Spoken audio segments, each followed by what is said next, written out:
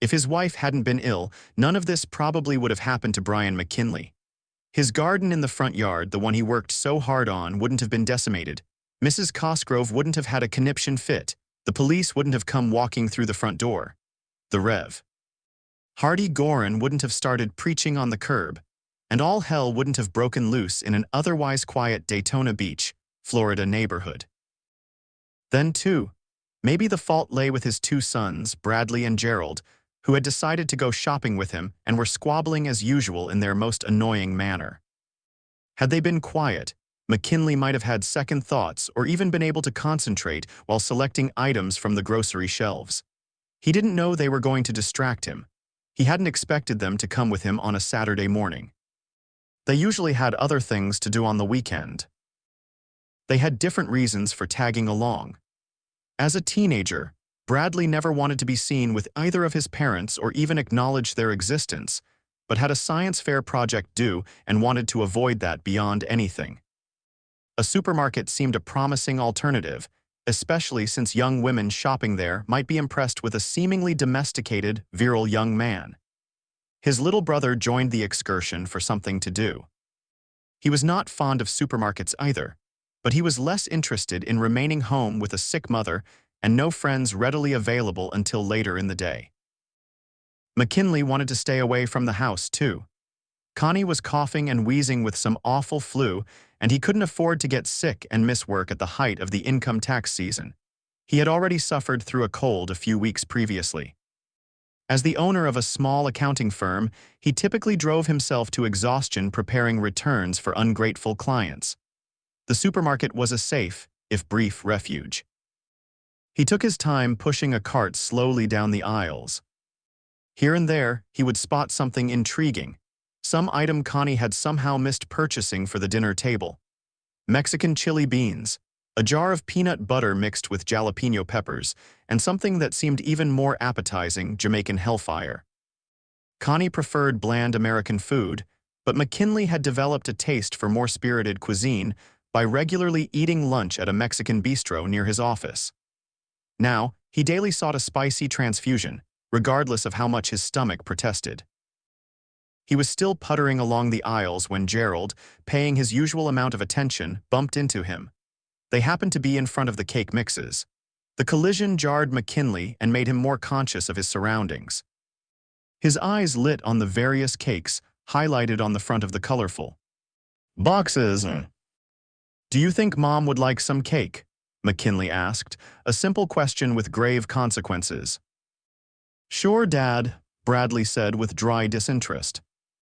"We could make it," Gerald piped up. "Maybe I could use it as my science project," Bradley mused. "What effect does baking flour and a brat in an oven for 3 hours at 400 degrees have on the quality of a cake?" Gerald swatted him. Bradley skipped away, laughing. He saw a teenage girl not that far away and immediately assumed a more dignified look with his stomach tucked in, shoulders straight and head erect. She pretended not to notice of him. McKinley ignored the boys, too. Connie could use something to cheer her up. Why not a cake? But which one? There were so many options on the shelf. Every picture on the boxes looked delicious. He debated a moment and then selected a plain, brown box with no picture on it, bearing the headline. Devil's Food in unadorned type. It had a short list of directions on the back. Nothing else. There wasn't even a price on it. Odd, McKinley thought, but he was attracted by the lack of hype and the solid impression created by the plain wrapper. It seemed almost like the numbers he dealt with every day, unpretentious, stolid, sure. He liked that. The box joined the other items now filling up his cart. He could just see Connie's smile when cake appeared at some dinner in the future. He knew he had done the right thing. Eventually, the trio got into the checkout line. Bradley continued to preen. Gerald tried taking gum, candy, or other items from the shelves near the counter and slipping them into the cart. McKinley kept returning them. He also checked the headlines on the supermarket tabloids. In one paper, every movie or television star seemed to be having an affair, an illegitimate baby, or enduring some unspeakable disease. In another, threats of world destruction, as seen by Nostradamus, promised to bring Hollywood's bacchanal to an abrupt end. The box of Devil's Food was passed over the price scanner by the robotic clerk, who didn't note whether it was recorded or not. McKinley paid the bill with cash without checking for accuracy. Everyone was perfectly content with the arrangement. Once back at the house, located on a corner of North Peninsula Drive, only a block from the Halifax River in an area once covered with pine trees until developers leveled it flat in the 1960s, McKinley and the boys carried the bags into the house. They filled the kitchen floor. He cautioned them to be quiet so their mother could sleep, but they continued their usual bickering. McKinley finally ordered them to put away the groceries while they sullenly complied. McKinley tiptoed into the rear bedroom to check on his wife. The bedroom had a strange scent, a mixture both warm and medicinal.